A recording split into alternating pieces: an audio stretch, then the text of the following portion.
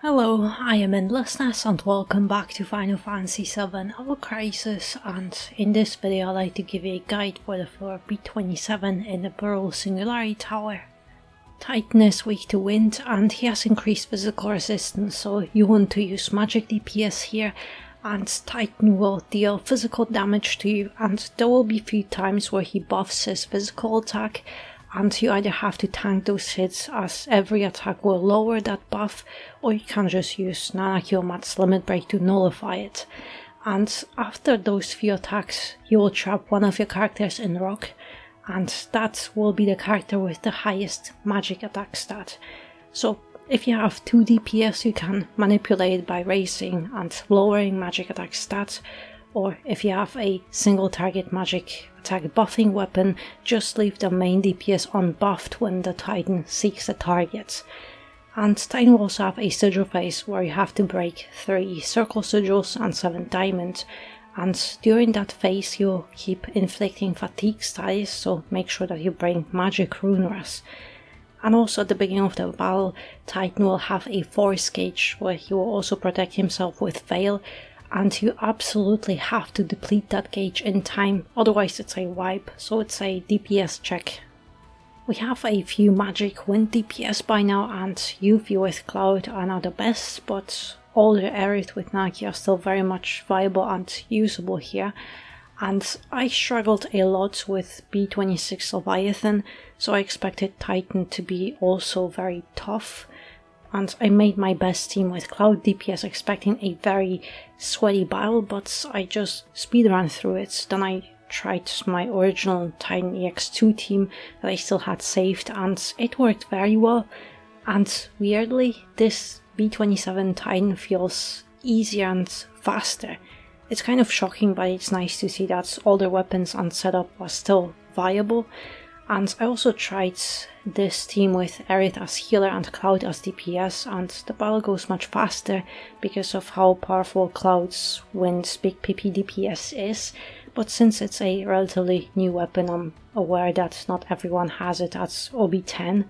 So I'd rather just use this team, the same team I cleared Titan EX2 with, and I did few adjustments to try to lower the power a little, and I hope that with this team the guide is more accessible.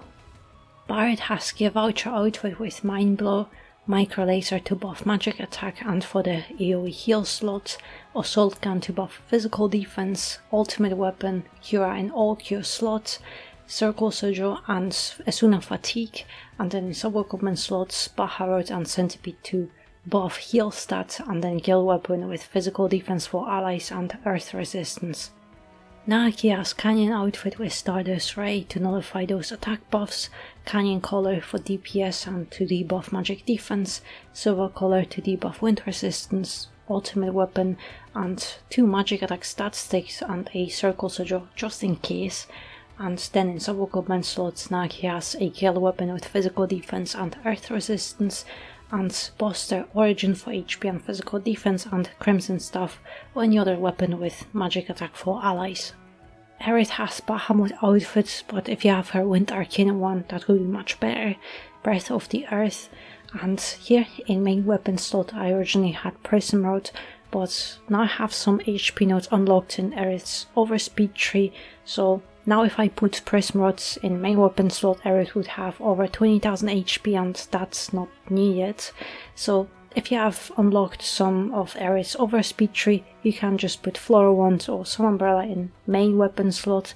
If not, just keep that Prism Rod here. And then Ultimate Weapon, Circle Sigil, and a stat stick with physical defense and magic attack. And then in sub-equipment slots, Aerith has Gold Collar with magic attack and earth resistance, Hugin and Munin and Electro Cannon to boost her magic attack a bit. And also Aerith's magic attack is lower than Nanaki because I want Nanaki to be targeted by Titan. If you have Aerith with higher magic attack stats, you can just time it in the battle so that Aerith is not buffed when Titan seeks the target.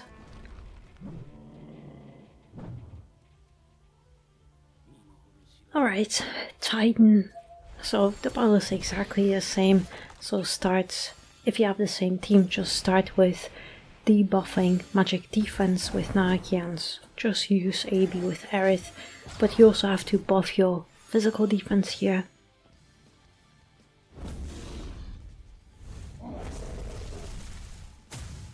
And after this, at least my rotation is heal with Barret, but also with Nagi debuff wind resistance, because he will have to do that anyway. And just when you get enough AB, do one more Canyon Gale to fully debuff that magic defense. So you have the highest DPS as you can get, but also start buffing Aerith's magic attack, because you have to break that Veil and then Force Gauge in time. But you want to have your both DPS buffed here.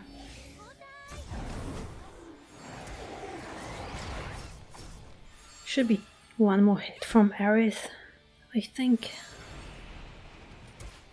Okay, physical defense buff. Aerith, and that should be fine. Of course you can increase your DPS with materials and weapons, but I tried to make it as close to the minimum as you can get. Alright, and don't switch to offense here because you will do a few of those stomps.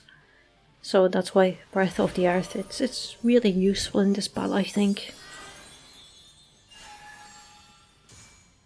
And now we are much better.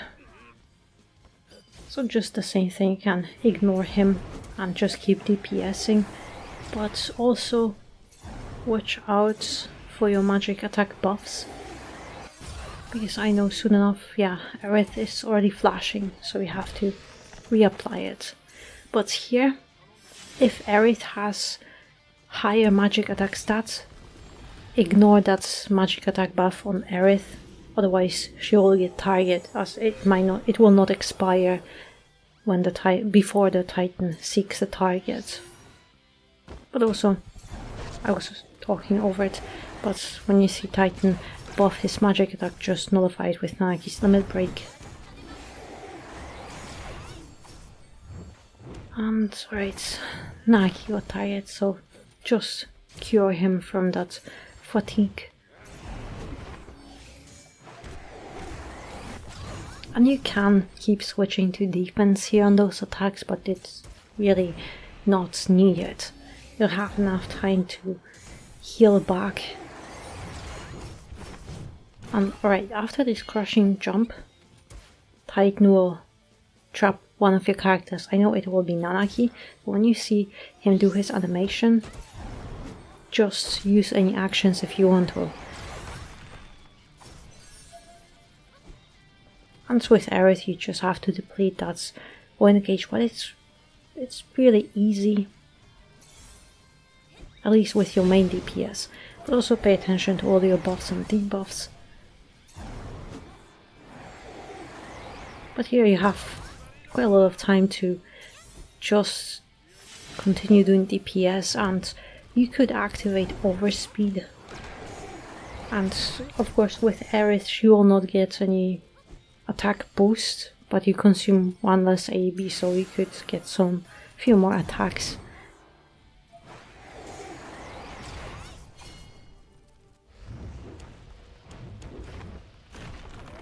And this attack, it hurts quite a lot.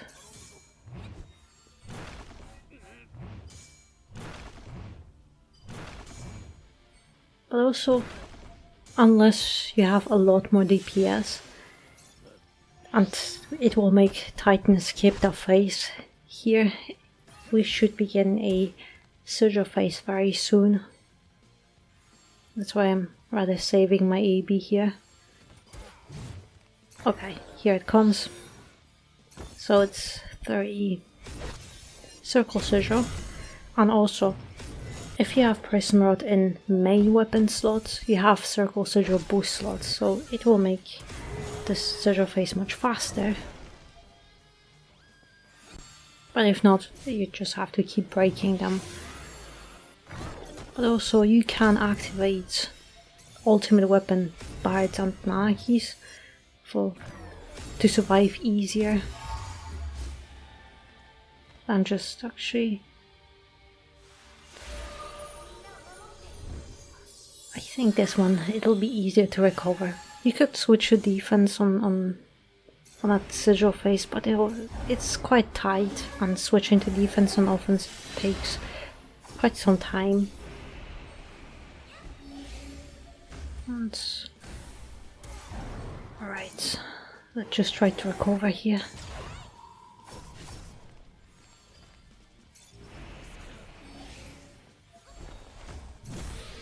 I at least got that magic defense debuff in time.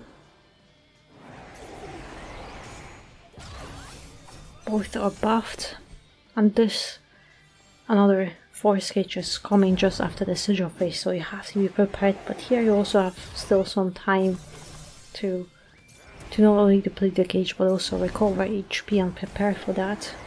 But you have to deplete it, and actually with this quite low DPS, either you have to use overspeed or jubilation if you have it, but that should be, yeah, that was very close. But I'm not using overspeed here, but of course it doesn't matter if it's healer or tank, you should always use it because it's very beneficial. Even without that attack boost, simply because you are consuming one less AB, so you do more attacks, so that's much better DPS here. But oh no, I don't know if I did it fast enough. Okay, that's fine. This one's a little bit tricky because after this attack, Titan is sitting still, so you don't really know what he will do. But after those few seconds, he will start stomping. It will not be single target attack; it will be AOE. So that's why you really want to nullify it as quickly as possible. Right, just recover from that. And oh no, I think I was too late. Yeah, that's annoying. I didn't realize Nike's magic attack buff expired, and instead of healing I should have just buffed him, and when I realized it was already too late as he already was finding that target. So that's annoying, but even with Nike, especially when you get that one hit from Aerith, you can do it. At least deplete that gauge, because I will not be able to kill him here, so I have to take the hit. But if you have wind resistance on Aerith, even with 15,000 HP, she will survive this hit. And if you have Prison Rod in main weapon slot, she should have around 18-20,000 HP here anyway, so that should be fine. But this Earthen boost does debuff your magic attack quite a lot. But it's just such a tiny bit of HP left, so this attack, it worked. But otherwise, if you need a little bit more time, just buff Aerith and finish him off. But I think this is a much more accessible team, as you could make this team much more powerful. But yeah, I'm quite surprised that this build is not even tougher than Leviathan, because Leviathan it was very tough, much tougher than I expected. But yeah, we'll see what we get in B28. But yeah, hopefully you found my guide helpful, and thank you very much for watching, and I hope to see you next one.